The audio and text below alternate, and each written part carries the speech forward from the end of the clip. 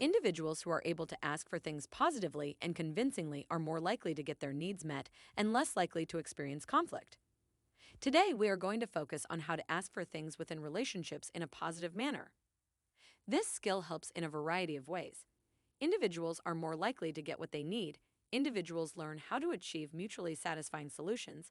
Social connection is optimized, and arguments are minimized. This is a handout that provides an overview of the 9 components of this skill.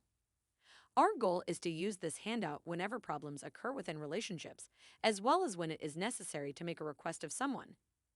The key is to learn to ask for what you want, not what you don't want. Although we will practice all 9 steps in here, you likely won't need to use all of them outside of session. Now that we have looked over these components, let's start with an example of what this skill looks like in practice. I want you to think about something you might ask for from someone, or perhaps something you have wanted to ask but have not quite been sure how to approach this. Any thoughts? Let's see. I'd honestly love for my roommate to be a bit cleaner. The mess in our apartment drives me nuts, but I tend to shy away from conversations like this. I think I'm afraid she will get mad at me or will be annoyed with me. I usually just clean up after her. I can understand how a messy apartment adds to stress. I also know these types of conversations can feel uncomfortable, but that's the reason why we practice in here first. What is one of the specific chores that she has difficulty completing? She never takes the trash out. She just keeps pushing it down and trying to fit it into the bag. I'm always the one that takes it outside. That's a great example. Let's start there. I'm going to follow each of these components, one at a time. I just want you to listen to the overall message. Try to imagine if someone said this to you. Hi, roommate. I've been meaning to ask you something. Moving forward, could you please consider taking the trash can outside once it gets full? I know this may be a bit annoying at first, as it takes more time than trying to fit another item in the bag. However, I think it might make the apartment smell better and appear cleaner.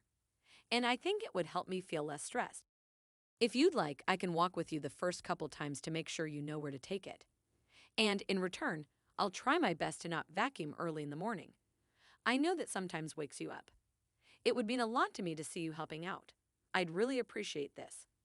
If you don't have time to take the bag outside, you could also just start a new bag as opposed to trying to fit more in the full bag. If neither of these can be done, do you have any thoughts as to how we might compromise? Okay, so what did you like about the request I just made? I like that you acknowledged that this might be annoying. I think that helped me feel understood. I also liked that you offered me other ideas in case I'm running late or something. It seemed really nice and collaborative. That's great. I'm glad it came across collaborative. It's helpful when it feels like you are working together through a problem, as opposed to against each other. Does this seem like something you'd be willing to try? Honestly, it's a bit scary. I don't want to make anyone mad or be annoying.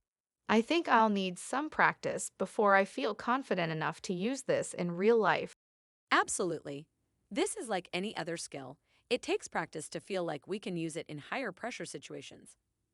Let's think of another example and have you make the request this time.